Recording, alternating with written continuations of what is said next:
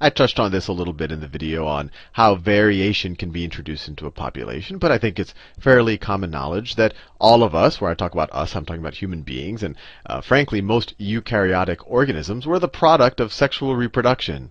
So if this is the first cell that had the potential to become Sal, we know that this first cell, let me say this is the nucleus of that first cell, so I could draw the whole cell and all of that, but let's just focus on the nucleus, that it has 23 chromosomes, or let me put it this way, it has 46 chromosomes, 23 from my father and 23 from my mother. So it's 1, 2, 3, 4, 5, 6, 7, 8, 9, 10, 11, 12, 13, 14, 15, 16, 17, 18, 19, 20, 21, 22, 23 from my father. And then let's say that last one actually helps determine my gender, or it fully determines my gender. That's my Y chromosome. And let's say I had 23 homologous chromosomes, or one chromosome that kind of was the homologue for each of these, but I have 23 of them from my mother. So 1, 2, 3, 4, 5. I'll just do. You get the idea. I could just draw a bunch of them, and then have the X chromosome that is essentially the gender, one of the gender determining chromosomes from my mother. And we learned before that each of these pairs are homologous chromosomes, that they essentially code for the same gene, one from my father and one from my mother. Now, that first cell that had the potential to become me, it was the product of fertilization of an egg from my mother. So an egg from my mother, so the egg from my mother, the nucleus, well, I'll just draw the whole egg like that. And it had, and let me just do I'll just focus on the DNA from now. So my mother's DNA, it had 23 chromosomes. So it didn't have pairs, and this is key. So it's 1, 2, 3, 4, 5, 6, 7, 8, 9, 10, 11, 12, 13, 14, 15, 16, 17, 18, 19, 20, 21, 22, and then 23 was let's say that's the X chromosome. And so it's a combination of this from my mother. So this is from my mother, and a sperm from my father. So let me do that here, and I'll draw the sperm much larger than it is normally relative to the egg. This is kind of the nucleus of the egg, but let's say that this is a sperm. And it has a tail that helps it swim, and it has 26 chromosomes. Sorry, 23 chromosomes. So 1, 2, 3, 4, 5, 6, 7, 8, 9, 10, 11, 12, 13, 14, 15, 16, 17, 18, 19, 20, 21, 22, and then it has that Y chromosome. And let me do that Y chromosome in a separate color. And just as a side, this unification, this fertilization that occurred from this sperm cell to this egg cell, so it essentially penetrates into this egg cell, and it creates this zygote, which is a fertilized egg cell from my mother. And this contains all DNA from both my father and my mother. So this very first cell that was created from this fertilized egg, this is called a zygote. And it's a product of fertilization between two gametes. Gametes. So that's a gamete, and this is a gamete. So you can view these both a sperm cell or a egg cell. They're both examples of gametes. Now, the whole reason why I'm doing this is I want to introduce you, well, and I already introduced this notion to you when we talked about variation of a population, is that, look, this has my full chromosome complement. It has 23 pairs, and each pair is a pair of homologous chromosomes. They essentially code for the same things, one from my mother, one from my father, and that is 46 individual chromosomes. 46 chromosomes, 23 from my mother, 23 from my father. These gametes, they each have only 23 chromosomes. 23 chromosomes. Or half the number. Half the number of a full complement, 23 chromosomes. Now, everything that I'm talking about here, the number 46 or 23 pairs or 23 individual chromosomes, this is unique to human beings. If I talked about other species, they might have 10 chromosomes or they might have 5 chromosomes. But one thing that is universal for all sexually reproducing organisms is that gametes have half the number of chromosomes as the zygote, or as you can kind of view it as the organism itself, the way we conventionally think about it. So when people talk about half the number of chromosomes, they say it has a haploid number. And that literally just means half the number of chromosomes. It's very easy to memorize, because haploid starts with the same two letters as half. Haploid. Haploid number for humans is 23 chromosomes. And so you say, oh, if you say this is the haploid number, what do you call it when you have the full complement of chromosomes? Well, that's called the diploid number. Diploid number. And I remember that because di often is a prefix associated with having two of something. And so you have twice the number of chromosomes. So this is haploid, this is diploid number. And this is for humans, right? For an organism where the diploid number is n, and you'll sometimes see this notation sometimes, so I want to make sure you're comfortable with it.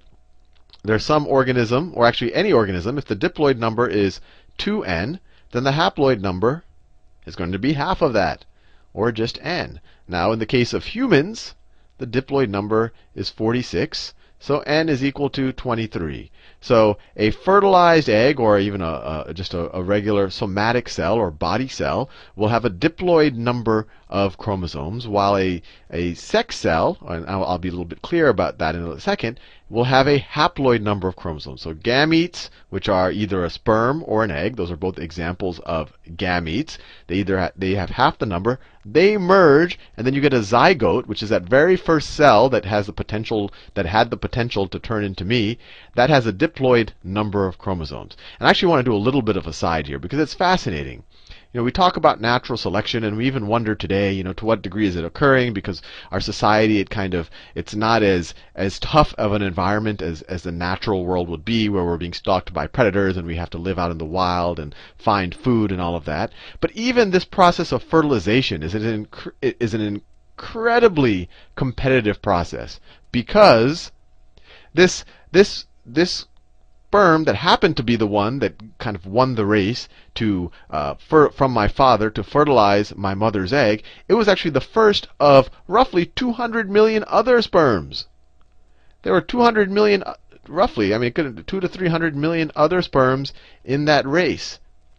So we're all already the product, from the moment we're born, we're already the product of an intense competition amongst these male, I guess we could call them male gametes, or amongst these sperm cells.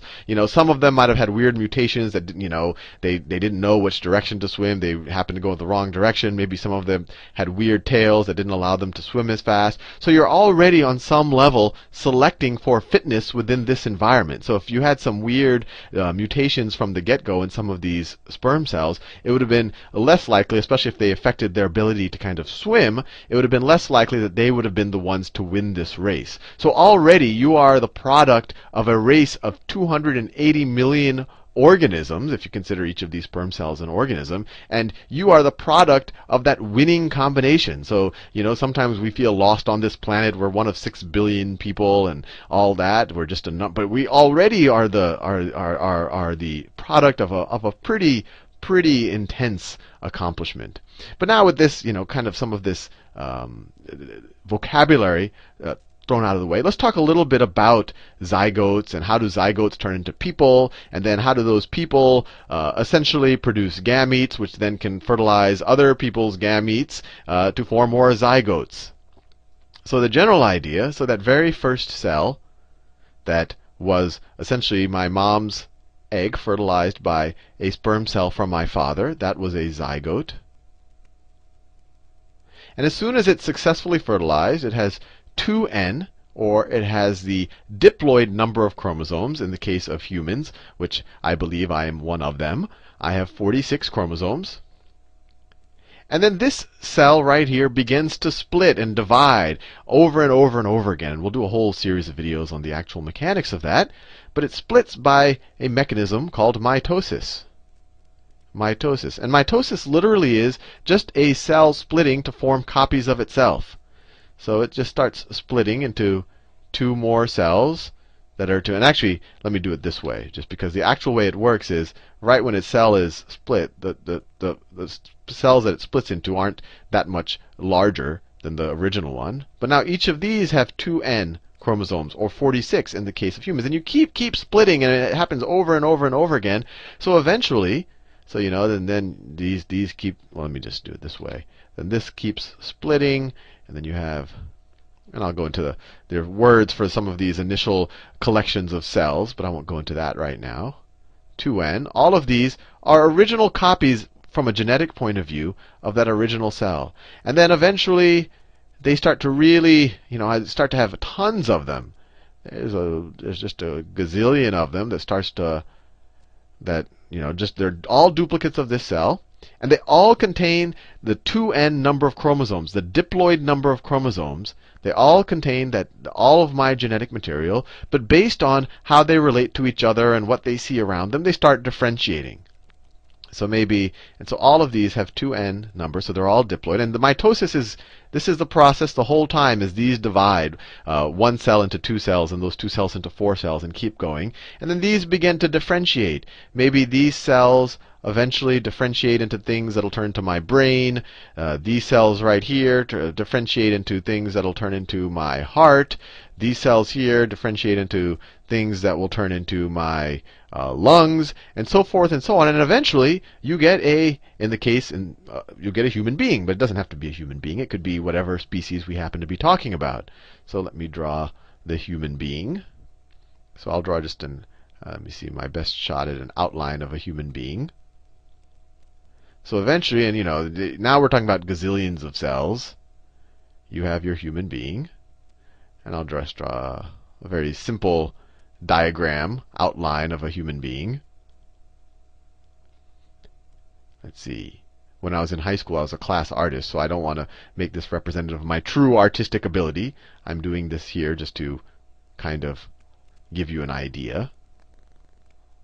But anyway, eventually you keep dividing these cells, and you end up with a human being. This human being, these cells, you wouldn't even notice the cells on this scale.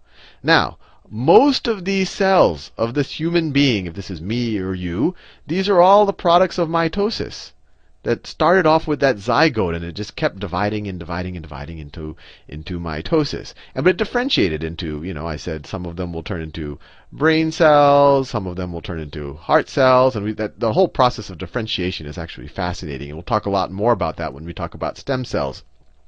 But and embryonic stem cells, and maybe we'll even talk about the debate a bit.